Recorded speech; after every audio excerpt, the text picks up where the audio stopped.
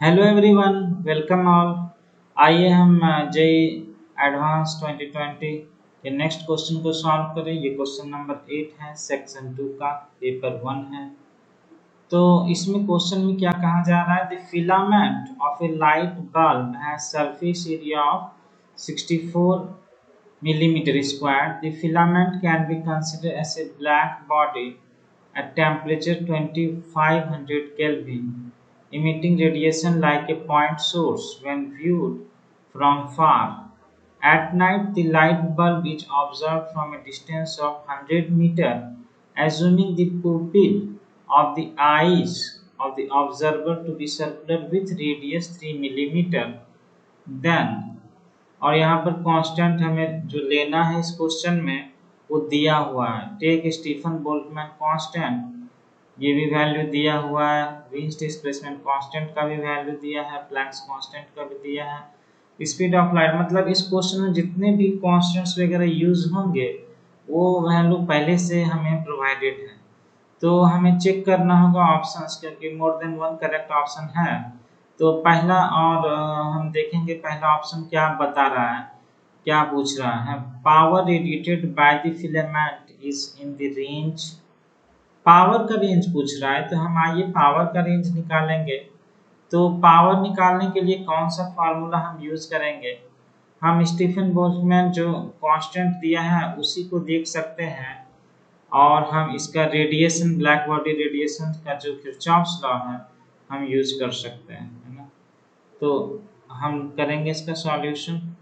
तो हम लिख सकते हैं कि जो पावर रेडिएटेड जो होगा, रेडिएटेड P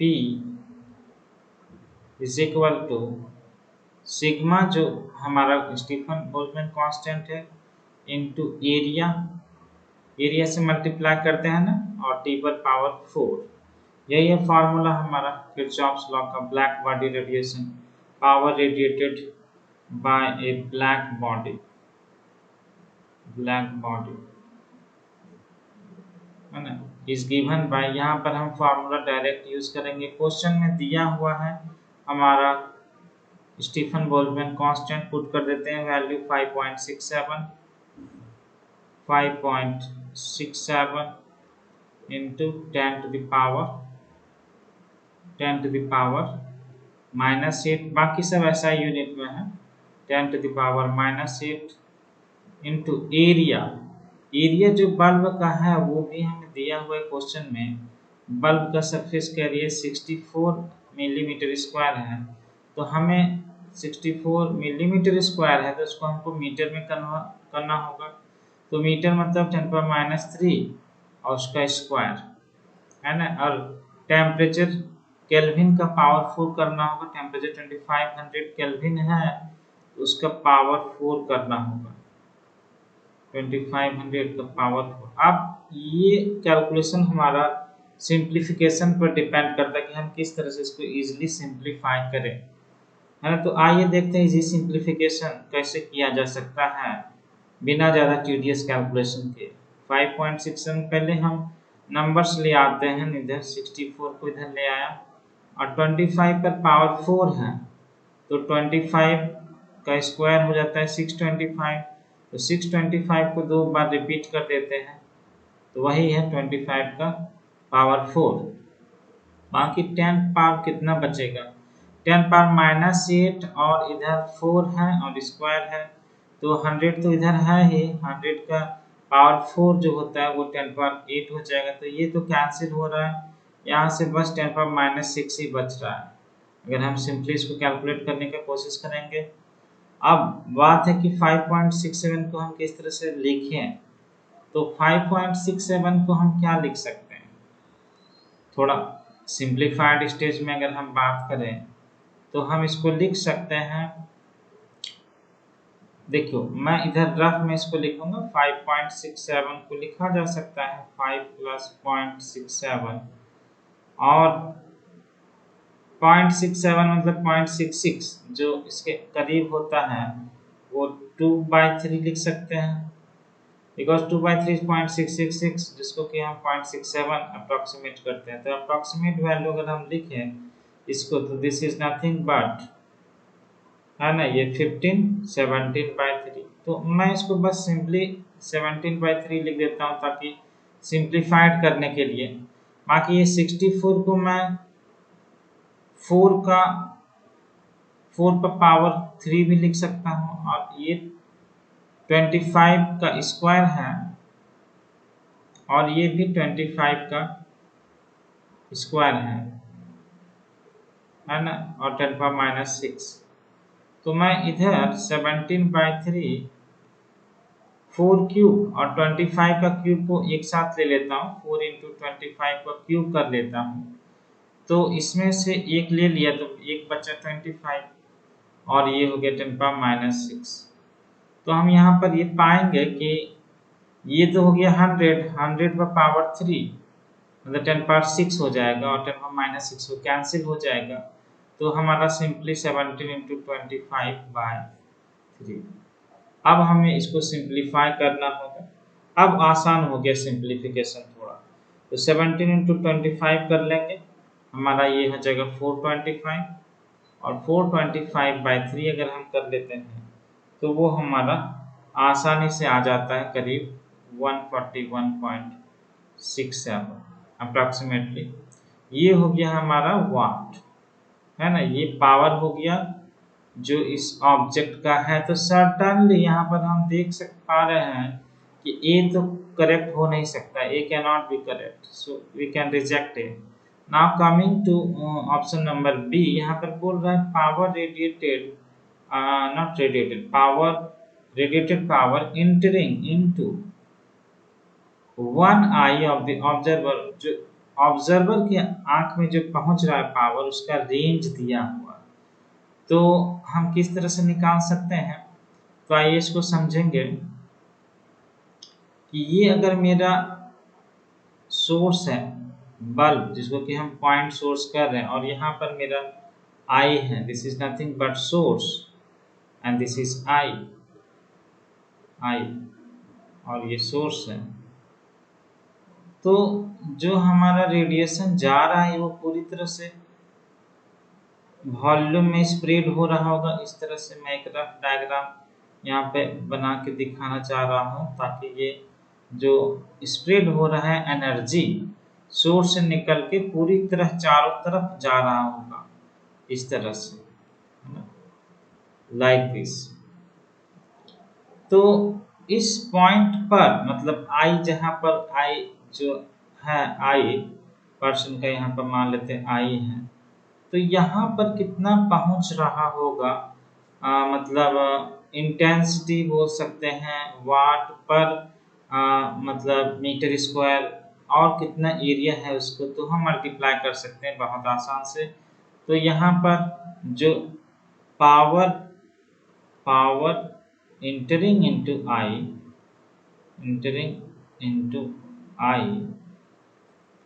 को हम सिंपली लिख सकते हैं, पावर जो है रेडिएट किया है सोर्स ने, जो हमने P माना है, divided by the total area जो इस रेडियस तक का जा रहा है, ये रेडियस R, क्योंकि क्वेश्चन में दिया हुआ है। अगर हम क्वेश्चन में देखेंगे तो क्वेश्चन में वो डिस्टेंस दिया है 100 मीटर, 100 मीटर की दूरी पर आई है। So R is already given as 100 metre. तो पावर बाय ये टोटल एरिया जो स्फीयर का बन रहा है वो 4πr² हो रहा होगा, इनटू आई का एरिया जो है, एरिया ऑफ द आई का एरिया। अब यहाँ पर कैलकुलेट करेंगे, पावर हमने निकाला है, वो कितना निकाला है 141.67 या फिर 425/3, जो भी अच्छा लगता है हम लिख सकते हैं 425/3। और ये हो गया 4π, रेडियस जो है हमारा 100 का स्क्वायर है, और आई का जो है साइज वो भी दिया हुआ है क्वेश्चन में। आई को एक सर्कुलर रेडियस मान सकते हैं, सर्कुलर साइज रेडियस इसका 3 mm है, तो उसका एरिया हम बोलेंगे 3 mm का स्क्वायर। सो 3 का तो स्क्वायर हम कर देंगे, mm मतलब 10⁻³ का स्क्वायर माइनस 6 हो जाएगा। अब यहाँ पर हमें कैलकुलेट करना है पाई पाई तो कैंसिल हो जाएगा, यहाँ पर इजीली कैंसिल हो जाएगा और ये हो गया 425। और देखिए यहाँ पर एक 3 जो था ये 3 कैंसिल हो गया इस 3 से, ताकि यहाँ पे थोड़ा सा आसान हो गया कैलकुलेशन बाय 4। और 10 टू द पावर ये हो गया हमारा, इधर नीचे 100 का स्क्वायर था तो 100 का स्क्वायर में तो 10 पावर 4 हो गया, और ये माइनस 6 ऊपर में पहले से था, this is nothing but minus 10, ये माइनस 10 हो गया। अब कैलकुलेशन रहा इस चीज़ का कैलकुलेशन करना, तो ये ज़्यादा मुश्किल नहीं होगा, ये हम कैलकुलेट कर सकते हैं। 425 को हमें 3 से बस मल्टीप्लाई कर देना है, तो ये हो जाएगा 1275 और बटा 4 इसको डिवाइड कर देंगे। अब हम कैलकुलेट कर सकते हैं ये वैल्यू कितना आ जाएगा, यहाँ से हम बता सकते हैं। इसको 4 से अगर हम डिवाइड कर दें तो ये करीब 318.75 आ रहा है और 10 पावर माइनस 10। अब क्वेश्चन में देखेंगे कि किस ऑर्डर में लाना है। ऑर्डर की बात करें तो यहाँ पर 10 पावर माइनस 8 वाट है, 8 के पावर्स में लाना है, तो यहाँ पर हम वो कर सकते हैं कि 2 ले लेते हैं, इधर 2 पावर इधर हटा देते हैं तो 3.18 कुछ आ जाता है अगर अप्रोक्सीमेट करेंगे। अगर पूरा लिखना चाहेंगे तो ऐसे लिख सकते हैं, तो 10 पावर माइनस 8। तो ये देख सकते हैं ये जो पावर वाट आया है उसके बीच का रेंज है, ये 3.18 समथिंग आ रहा है, ये 3.15 और 3.25 रेंज के बीच में है, तो हम कह सकते हैं कि ऑप्शन नंबर जो है बी हमारा बिल्कुल ही करेक्ट है, दिस इज करेक्ट है ना, इसके रेंज के बीच में आ रहा है। दूसरा बात है कि wavelength corresponding to maximum intensity of light, third option check करेंगे, ये जो इंटेंसिटी ऑफ लाइट है उसका वेवलेंथ वो बता रहा है 1160, तो यहाँ पर ये तो डायरेक्ट फार्मूला वीन्स डिस्प्लेसमेंट लॉ लगेगा, हम यहाँ पर वीन्स डिस्प्लेसमेंट लॉ लगा सकते हैं, वीन्स डिस्प्लेसमेंट लॉ जो कि कहता है कि ब्लैक बॉडी जो रेडिएशन इमिट करता है वो वेरियस वेवलेंथ का होता है, तो उसमें जो मैक्सिमम वेवलेंथ होता है into T is equal to B, this is Wien's displacement law.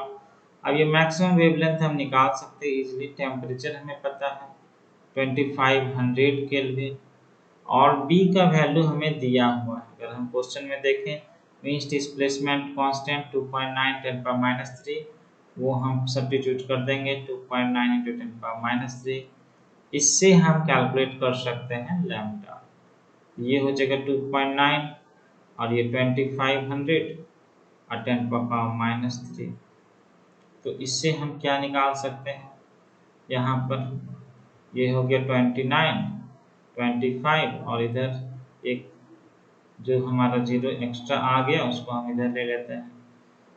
अच्छा अब हम क्या कर सकते हैं, इसको मल्टीप्लाई कर देते हैं 100 से और इसको डिवाइड भी कर सकते हैं 100 से, अगर 100 नहीं तो 1000 से कर देते हैं, चलो 1000 ताकि नैनोमीटर आ जाए, तो 25 को तो हम ये कैंसिल करा दिए, तो बस अब 29 इंटू 40 देखना है और ये हो गया हमारा 10 पावर माइनस 9, तो नैनोमीटर में हम इसको कन्वर्ट करा दिए, तो अगर हम इसका कैलकुलेशन करेंगे तो हमें पता चल सकता है कि वो एग्जैक्ट वैल्यू क्या है।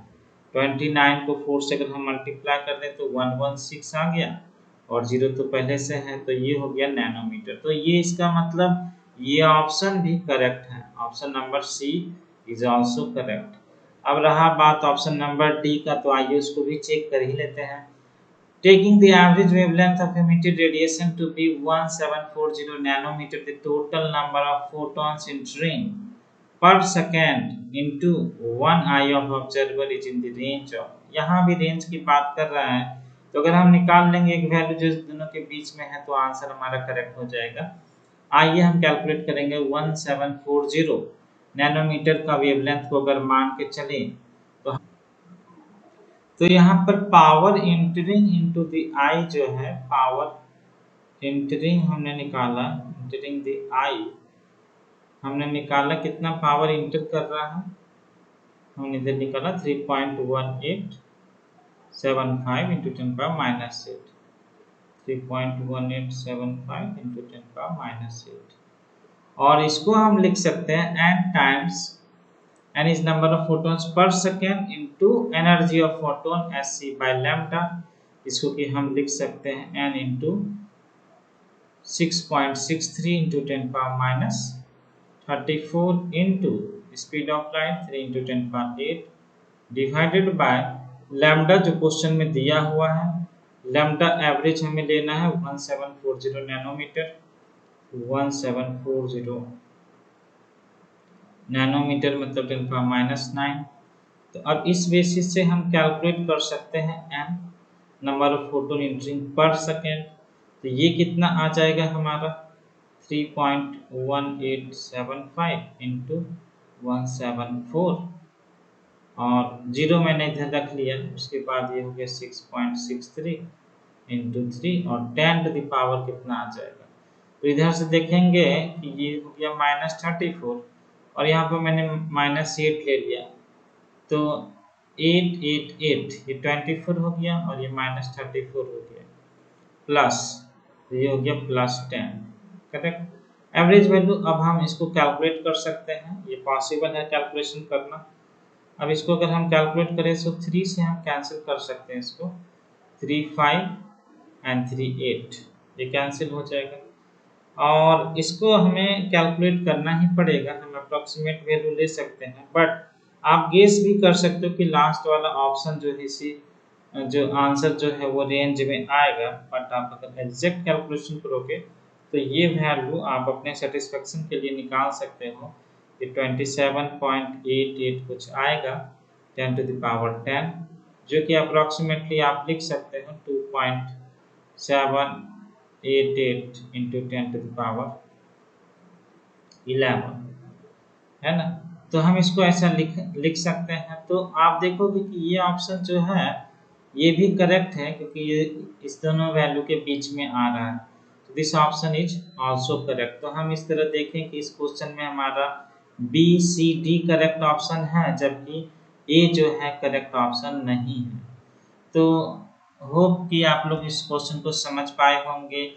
इसमें बस कैलकुलेशन है, अब कैलकुलेशन आप कितनी फास्ट करोगे वो आपकी प्रैक्टिस पर डिपेंड करता है और कुछ गेसिंग भी कर सकते हो, कभी कभी गेसिंग भी हेल्प करेगा। लेकिन यहाँ पर ऑफ कोर्स कैलकुलेशन आपको अप्रॉक्सीमेट भी कर सकते हो अगर आपने प्रैक्टिस किया है ज़्यादा तो। Thank you for watching. आगे मिलते हैं नेक्स्ट वीडियोज में नेक्स्ट क्वेश्चन के साथ।